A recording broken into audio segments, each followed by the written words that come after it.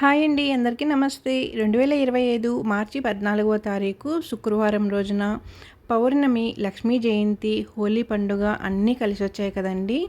ఈ లక్ష్మీ జయంతి రోజున శ్రీ వైభవలక్ష్మి వ్రతకథ గురించి ఇప్పుడు మనం తెలుసుకుందాం.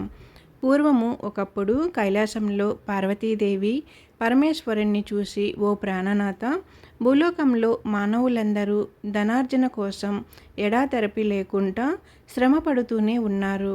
కానీ వారిలో అతి కొద్ది మంది మాత్రమే ఐశ్వర్యవంతులుగా కావటానికి, అత్యధిక సంఖ్యలకు దరిద్రులుగా ఉండటానికి కారణమేమిటి అని అడుగగా, పరమేశ్వరుడు చిరునవ్వు నవ్వి, దేవి, సర్వము వైభవలక్ష్మీదేవిది దయను బట్టి ఉంటుంది. సమస్త సంపదలకు, ధనధాన్యములకు ఆవిడే అధిదేవత. కాబట్టి ఎవరైతే ఈ సత్యాన్ని గ్రహించి ఆ వైభవలక్ష్మి యందు భక్తి కలిగి సదా ఆమెను ఆరాధిస్తుంటారో, వైభవలక్ష్మి యొక్క వ్రతాన్ని ఆచరిస్తూ ఉంటారో, వారి పట్ల మాత్రమే ఆ తల్లి యొక్క కృపా కటాక్షలు ప్రసన్నమవుతాయి. అలా ఆమె దయకు ప్రాప్తులైన వాళ్ళు మాత్రమే తమ కృషిలో విజయవంతులయ్యి అఖండ వైభవాలను సాధించుకుంటారు.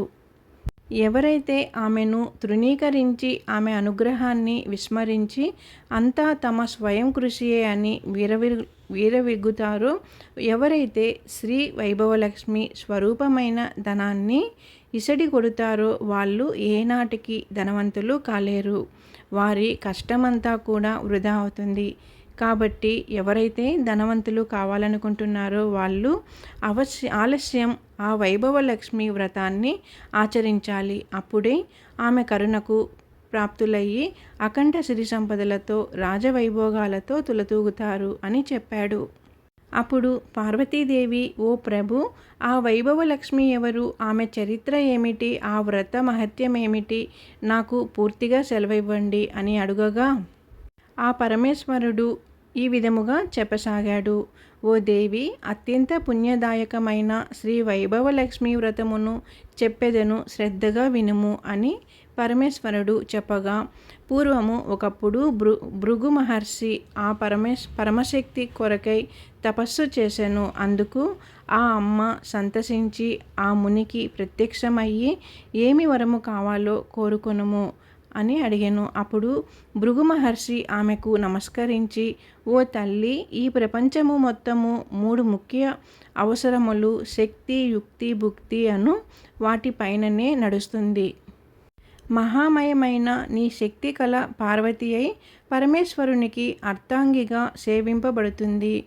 నీ విద్యా కళ సరస్వతి అయి బ్రహ్మతో మసలుతుంది. ఇక స్థితికరమైన నీ యొక్క వైభవ కళతో నా కుమార్తెగా జన్మించు అని కోరాడట.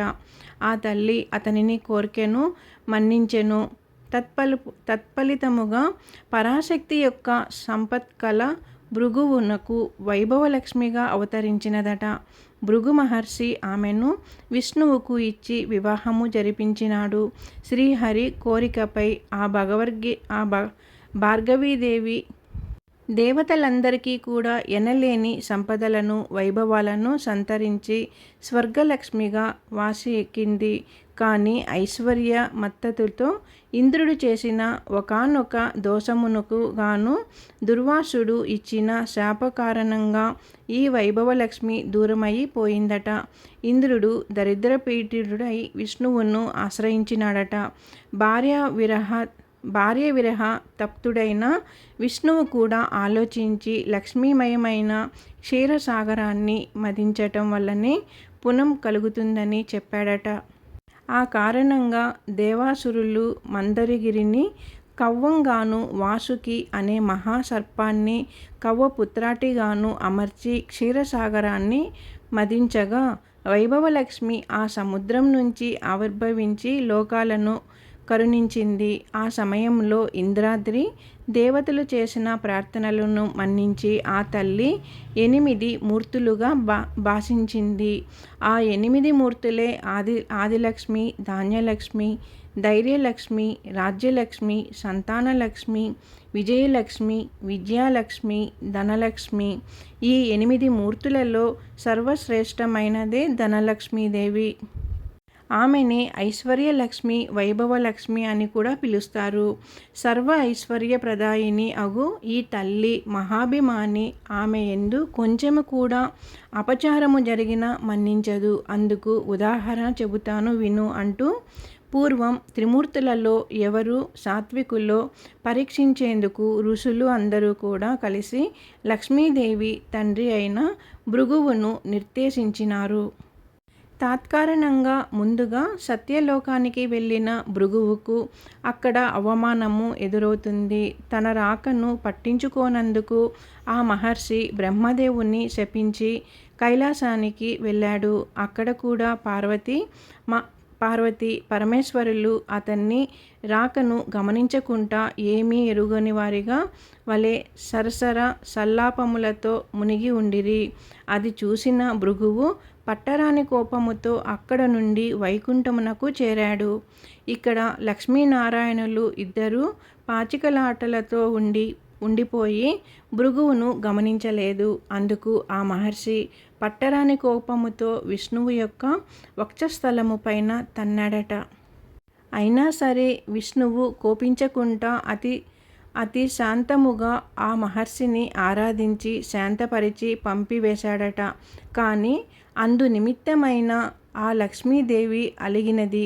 తన నివాస స్థానమైన విష్ణు వక్షస్థలాన్ని తన్నిన భృగువును శిక్షించకుండా వదిలిన శ్రీహరి మీద కూడా అలిగి వైకుంఠాన్ని వదిలిపెట్టి వెళ్ళింది. ఆ విధంగా వైకుంఠమును వదిలి భక్తుల మీద ప్రేమతో భూలోకమునకు విచ్చేసి కోల్హాపురమునందు ఉండెను. ఈ పార్వతీ భక్త సులభ అత్యంత కరుణామయ అయినా ఆ తల్లి లీలలు ఎన్ని చెప్పినా తనివి తీరవు. ఉదాహరణకు ఒక కథ చెబుతాను విను అని చెప్పాడట.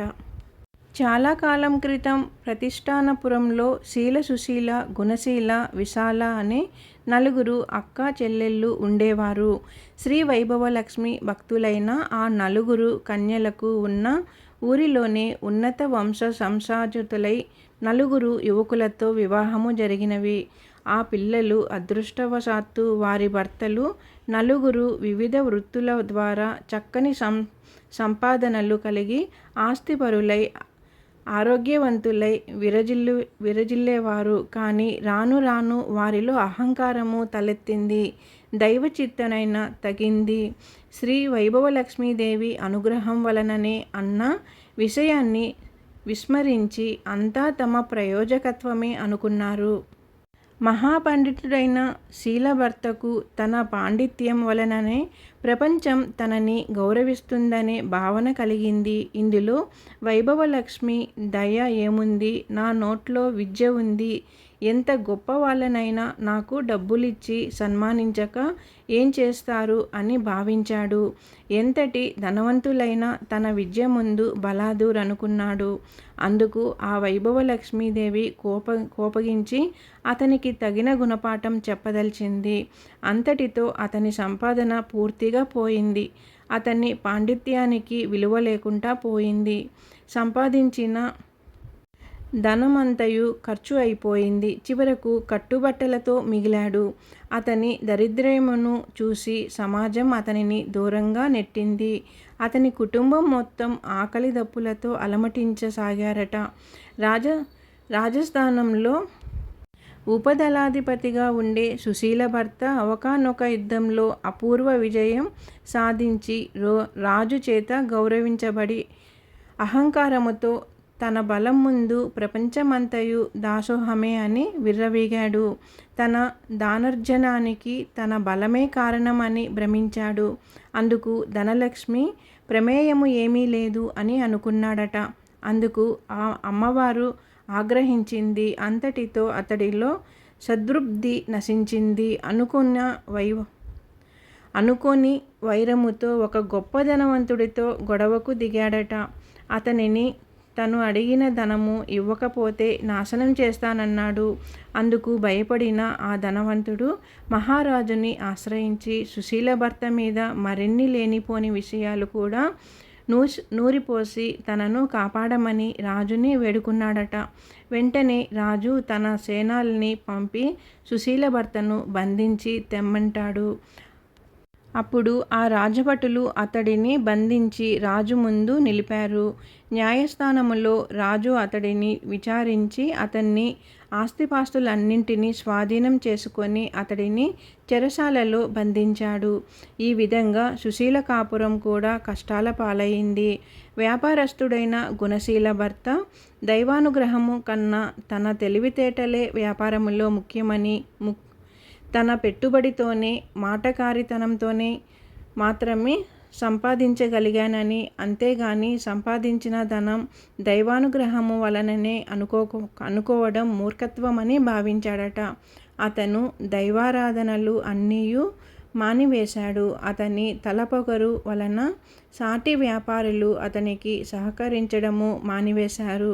అతని వ్యాపార లావాదేవీలు సన్నగిల్లి అతడి రాబడి తగ్గి అతని కుటుంబము దారిద్ర్యములో మునిగిపోయిందట. ఇక చివరిదైన విశాల భర్త మంచివాడే, కానీ అధిక సంపాదన వలన చెడు స్నేహాలు పెరిగాయి. కష్టపడి సంపాదించిన దానితో సుఖపడాలనే గాని పూజలు వ్రతాలు అంటూ వృధా ఖర్చు చేయడము దేనికి అనుకున్నాడు. అందువల్ల చెడు మిత్రులతో దుశ్వాసనలతో పాలయ్యాడు. మద్యపానం, వ్యభిచారం, జూదం మొదలగు చెడు వ్యసనాలన్నీ కూడా బానిసలయ్యాడు. ఆ కారణంగా అతని సంపాదనంతా కూడా హారతి కర్పూరం వలె కరిగిపోయింది. చివరకు అతడు దరిద్రుడైపోయాడట. రుణదాతల పీడ, పేదవారి బాధ, వదులుకోలేని వ్యసనాలతో అతడు దుర్మార్గుడిగా మారుతాడు. తరచూ విశాలను హింసిస్తూ ఉండేవాడట. అయినా ఆ నలుగురు అక్కా చెల్లెళ్ళు మాత్రం ఏదో ఒకనాటికి ఆ జగన్మాత అయిన శ్రీ వైభవలక్ష్మీదేవి తమను అనుగ్రహిస్తుందని, తమ భర్తలను మంచి దారిలో పెట్టి తమకు పూర్వ వైభవమును కలిగిస్తుందని నమ్మేవారట.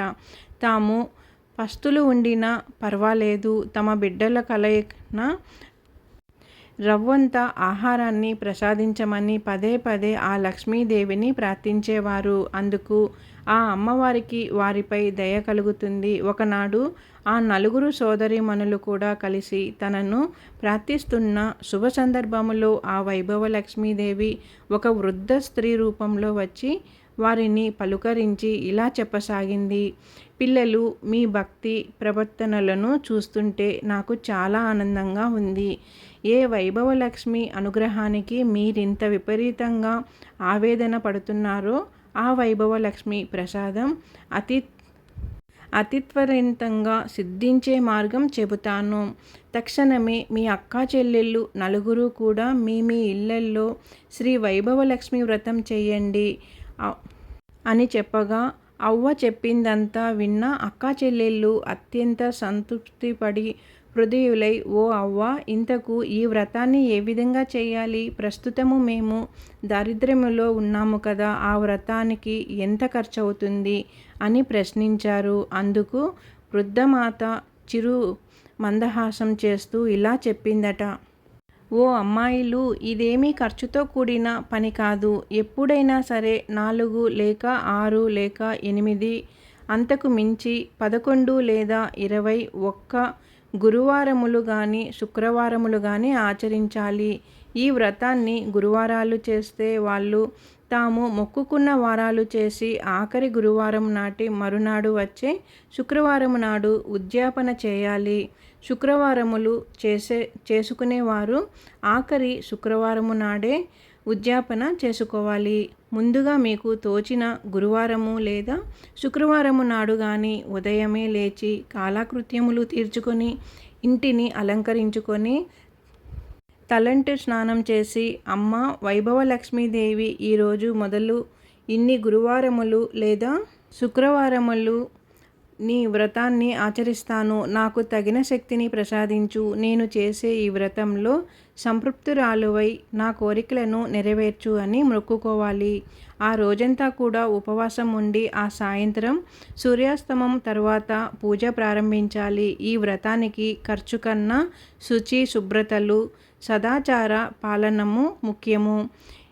ఏ ఇంటిలో వారైతే అతిథి అభాగ్యతులకు దాసువలే ఉండి వారి పాదములను కడిగి ఆ తీర్థము శిరస్సున చల్లుకొని తమకన్నా ముందుగా వారి భోజనాదులను ఏర్పరిచి సేవలు చేస్తుంటారో, ఏ ఇంట ధాన్యం దానం జరుగుతుందో, ఏ ఇంట దేవతలు సదా పూజింపబడుతారో, ఏ ఇంట వారు పరుల పట్ల శత్రుభావం లేకుండా ఉంటారో, ఏ ఇంటి ఇల్లాలు నిరాడంబరి అయి నిత్య సంతోషిగా ఉంటుందో, ఆ ఇంటిలో శ్రీ వైభవలక్ష్మీదేవి స్థిరంగా ఉంటుంది అని అవ్వరూపంలో వచ్చిన వైభవలక్ష్మి చెబుతుంది వాళ్ళకి.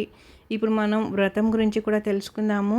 పూజ ప్రారంభించవలసిన సాయంత్రం సూర్యాస్తమనం తరువాత తూర్పు లేదా ఈశాన్య గదిలో శుభ్రంగా అలికి పంచవర్ణములతో గది గాని లేదా బియ్యపు పిండితో గాని అష్టదళ పద్మాలు మొదలై ముగ్గులను పెట్టి దాని మీద నూతన వస్త్రం చతురస్రంగా పరిచి ఆ వస్త్రం మీద తగినన్ని బియ్యం పోసి దాని మీద బంగారు, వెండి, రాగి చెంబును కలశంగా అమర్చుకోవాలి. మీకు ఏది తగితే దాన్ని కలశంగా అమర్చుకొని అందులో 4 వైపులా 4 తమలపాకులు లేదా మామిడి ఆకులు కానీ ఉంచి వాటి మీద కొబ్బరికాయను, దాని మీద ఒక రవిక గుడ్డను పెట్టి ఆ మీదున ఒక ఎర్రని పువ్వును పాత్రలో ఉంచి అందులో ఒక బంగారు, వెండి నగను ఉంచాలి. అందుకు కూడా శక్తి లేని వాళ్ళు ఆ సమయానికి చాలా మణిలో ఉన్న నాణెమును ఉంచాలి. నేతితో దీపాన్ని వెలిగించి అగరబత్తులతో ధూపం వేయాలి. అమ్మాయిలు అమ్మవారికి లక్ష్మీ గణపతి అన్న, శ్రీచక్రం అన్న చాలా ఇష్టము కాబట్టి ముందుగా లక్ష్మీ గణపతిని, శ్రీచక్రాన్ని పూజించి అనంతరమే వైభవలక్ష్మిని అర్చించాలి. పూజలో తీపి పదార్థాన్ని నివేదన చేయాలి. ఈ పూజలో వెండి, బంగారం లేని పక్షంలో పసుపు కొమ్ములను ఉంచి పూజించుకోవాలి. ఈ పూజలో తీపి పదార్థము చెయ్యలేని వారు బెల్లం, పట్టిక బెల్లం, పంచదార అయినా కూడా నివేదించవచ్చు అమ్మవారికి. ఏదైనా నలుగురికి పంచగలగాలి. పూజానంతరము బంగారం, వెండి నాణాన్ని భద్రపరచాలి. కలశంలో నీళ్లను సంతానాన్ని కోరుకునేవారు మామిడి చెట్టు మొదట్లోనూ, సౌభాగ్యాన్ని కోరుకునేవారు తులసి చెట్టు మొదట్లోనూ, అనుకూల దాంపత్యాన్ని కోరుకునేవారు మల్లె చెట్టు మొదట్లోనూ మొదలైన పువ్వుల చెట్ల మొదట్ల కానీ వేయాలి. కేవలం ధనాకాంక్షులైన వారు ఆ నీటిని తాము మాత్రమే స్వీకరించాలి. మండపం మీది బియ్యాన్ని పక్షులకు వేయాలి. ఇలా వ్రతాన్ని ఆచరించడము ద్వారా నిరుద్యోగులు ఉద్యోగవంతులవుతారు, అవివాహకులు వివాహము జరుగుతుంది, దరిద్రులు ధనవంతులవుతారు, ఏ కోరికలుంటే ఆయా కోరికలు నెరవేరుతాయి అని ముగించి వృద్ధమాత తక్షణమే ఆ అక్క చెల్లెళ్ళు నలుగురు వారి వారి తాహతును బట్టి 4, 8, 11, 21 వారముల పాటు ఆ వ్రతాన్ని మొక్కుకున్నారు. మరుసటి శుక్రవారమే వ్రతం ఆరంభించారు. నలుగురు కడుపేదవాయిళ్ళు ఉండటము చేత నలుగురు కూడా రాగి కలశమును వాడారు. అందరికన్నా అధిక దరిద్రులైన శీల కలశంలో రాగి నాణాన్ని ఉంచి పూజించింది. సుశీల రూపాయి నాణాన్ని ఉంచి పూజించింది. గుణశీల తన ఇంట ఉన్న వెండి నాణాన్ని ఉంచి పూజించింది. చివరిది అయిన విశాల తన ముక్కెరను ఉంచి ధనలక్ష్మిగా ఆరాధించింది. ఎవరు ఏ రూపాలలో ఆరాధించినను వారి హృదయంలో గల భక్తి భావాలని ప్రధానంగా స్వీకరించే తల్లి ఆ వైభవలక్ష్మీదేవి. వారు వ్రతము ప్రారంభించిన అతి కొద్ది సమయములోని శీల భర్త యొక్క పాండిత్యము ప్రాచుర్యము పొంది అందరిచే గౌరవించబడింది. తిరిగి అతనికి సంఘంలో గౌరవ మర్యాదలు లభించాయి. తద్వారా వారు ఉన్నతులయ్యారు. సుశీల ఆచరించిన వ్రత ఫలితముగా వారి రాజ్యానికి ఒక యుద్ధం ఏర్పడింది. ఆ యుద్ధ నిమిత్తం అంతకు పూర్వమే లబ్ధప్రతిష్ఠుడైన సుశీల భర్తను విడుదల చేసి అతనిని దళపతిగా అభిషేకించి యుద్ధానికి పంపగా తప్పలేదు. ఆ యుద్ధంలో అమ్మవారి దయ వలన సుశీల భర్త విజయం సాధించడంతో అతనిని గత నేరాలన్నీ మన్నింపబడి దళపతిగా స్థిరపడ్డాడు. అంతటితో సుశీల కుటుంబం బాగుంటుంది. ఆకస్మికంగా ఏర్పడిన వ్యాపార మార్పుల వల్ల కొన్ని ప్రత్యేకమైన దినుసులు ఎగుమతి దిగుమతి విషయములలో గుణశీల భర్త వెలుగులోకి వచ్చాడు. ఇతర వ్యాపారస్తులందరూ అతనిని ఆశ్రయించారు. సహజంగానే తెలివిగల గుణశీల భర్త ఆ అవకాశాన్ని వినియోగించుకున్నాడు. తద్వారా వారి కుటుంబము పూర్వ వైభవాన్ని పొందింది. ఇక చివరిదైన విశాల వ్రతారంభం చేయగానే అమ్మవారి దయవల్ల ఆమె భర్త క్రమముగా చెడు వ్యసనాలన్నింటినీ కూడా ఒకదాని తర్వాత ఒకటిగా వదిలివేసినాడు. తన కుటుంబము పట్ల ఎంతో శ్రద్ధ కనబరిచినాడట. వారి కుటుంబము కూడా పూర్వము వలె సుఖ సంతోషాలతో జీవించసాగిందట. కాబట్టి స్త్రీలు కానీ పురుషులు కానీ ఆబాల గోపాల ఎవరు తనను పూజించినా సరే తక్షణమే ఆ అమ్మ కరుణించి వారి కోరికలను నెరవేర్చుతుంది. ఇదండి శివుడు పార్వతీదేవికి వైభవ లక్ష్మి వ్రత కథ గురించి ఇలా చెప్పసాగాడు. అమ్మవారికి ఎవరి శక్తి కొలది వాళ్ళు ఇంట్లో నిష్టగా పూజ చేసుకున్నామంటే కోరిన కోరికలన్నీ ఆ తల్లి తీర్చి సుఖ సంతోషాలతో ఆయురారోగ్యాలతో జీవించేలా మనకి ఆశీర్వాదాన్ని ఇస్తుంది. కొంచెం హెల్త్ ప్రాబ్లం అండి, అందుకే కొంచెం ఈరోజైతే ఎక్కువగా తడబడుతూ చెప్పాను, ఏమనుకోకండి. వీడియో మీకు నచ్చినట్లయితే ఛానల్ సబ్స్క్రైబ్ చేసుకోండి, లైక్ ఇవ్వండి. ఓం లక్ష్మీదేవాయ నమః. ఓం లక్ష్మీదేవాయ నమః. ఓం లక్ష్మీదేవాయ నమః.